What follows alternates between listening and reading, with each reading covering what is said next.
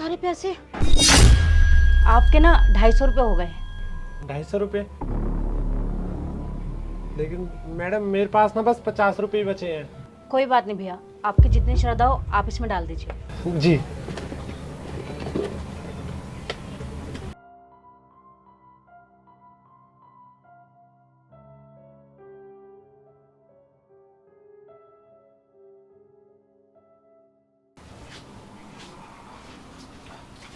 Aunty जी, वो क्या है ना, मुझे 2000 रुपये की सख्त ज़रूरत थी।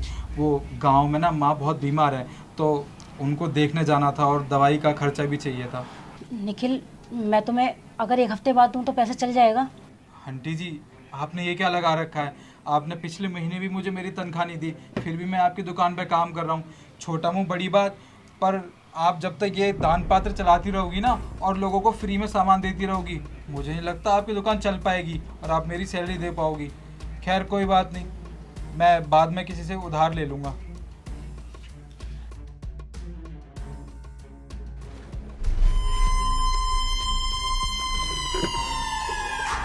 हाँ जी आंटी, मेरा किराया इस बार टाइम से मिल जाएगा या फिर अब भी आपका कोई नया बहाना तैयार है?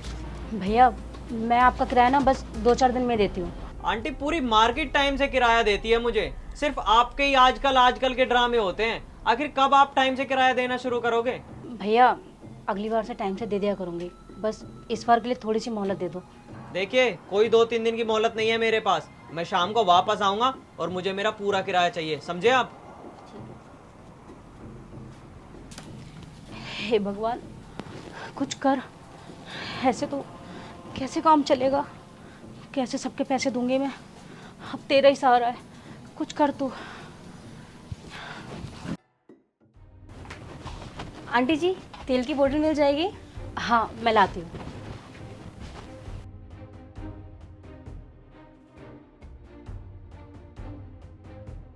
कितने पैसे हुए? इसके ना 300 रुपये हो गए। 300? आपकी जितनी श्रद्धा हो आप उतने पैसे इसमें डाल दीजिए। ठीक है।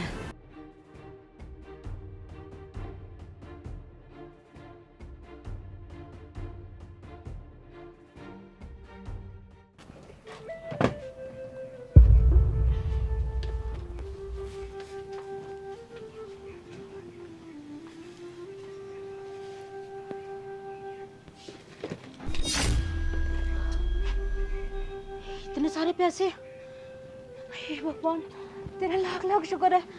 अब इससे मैं सबके पैसे दे दूंगी। निखिल, निखिल कहाँ गया? निखिल, यहाँ। जी आंटी।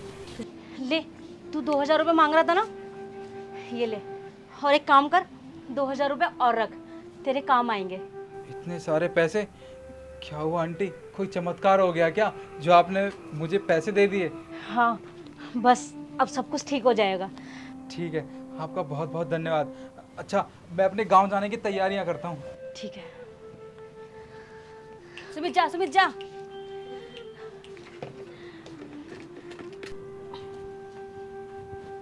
हाँ जी आंटी, वैसे उम्मीद तो नहीं है पर आ गया हूँ किराया मांगने। हाँ भैया, लीजिए आपका किराया। और अब की बार ना हर महीने आपको टाइम से किराया मिल जाया करेगा। वैसे आंटी, अगर आपको किराया देना ही होता है तो फिर आप आजकल क्यों करते हो? बस इस बार के लिए थोड़ी माफ़ी मांगती हूँ मैं आपसे। चलिए, अच्छी बात है, चलता हूँ।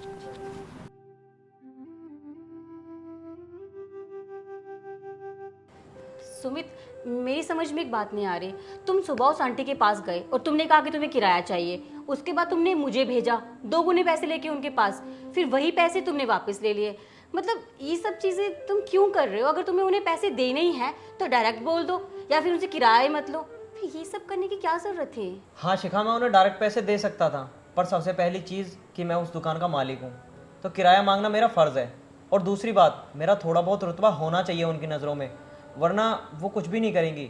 और सुन, सबसे बड़ी बात, वो पता है बहुत खुददार इंसान है। अगर मैं उन्हें डायरेक्ट पैसे देता या उनसे बोलता कि मैं उनका किराया माफ़ कर रहा हूँ, तो वो कभी मेरी बात नहीं मानती और उल्टा पैसा देने के लिए ज़ोर भरती। पर क्या करूँ, उनकी दुकान में ना एक दान पात्र नाम का बहुत बड़ा डिब्बा रखा हुआ है। अगर कोई भी इंसान आता है ना और उसके पास सामान के पूरे पैसे नहीं होते, तो वो उनसे बोल देती है कि जितने आपकी श्रद्धा हो, जितने आपके पास पैसे हो, इसमें डाल दीजिए। और कई लोग उनका बहुत गलत फायदा उठाते हैं। उनके पास पैसे होते हुए भी 1000 का सामान वो 100 रुपये में लेके चले जाते हैं। और चल कुछ ज़रूरतमंद लोग जिनके पास पैसे नहीं होते सच में, वो उन्हें फ्री में दे देती है। इस वजह से वो बहुत घाटे में चलती है। कहाँ से अपने लड़के की वो तनख्वाह देंगी, कहाँ से हमारा किराया देंगी। इसलिए मेरा जब बाहर से कहीं से पैसा आता है तो मैं शाम को तुझे देकर भेज देता हूँ और बोल देता हूँ कि उनसे पैसे ले आ, और उन्हें पैसे दे आ, तो वो मुझे किराया दे देती हैं और उनका भी काम चल जाता है, मेरा भी काम चल जाता है। बस इसमें कौन सी बड़ी बात हो गई। ये तो तुम बहुत अच्छा करते हो उनके लिए। अब ये सब छोड़, तू मेरे लिए एक कप चाय बना दे। हाँ ठीक है।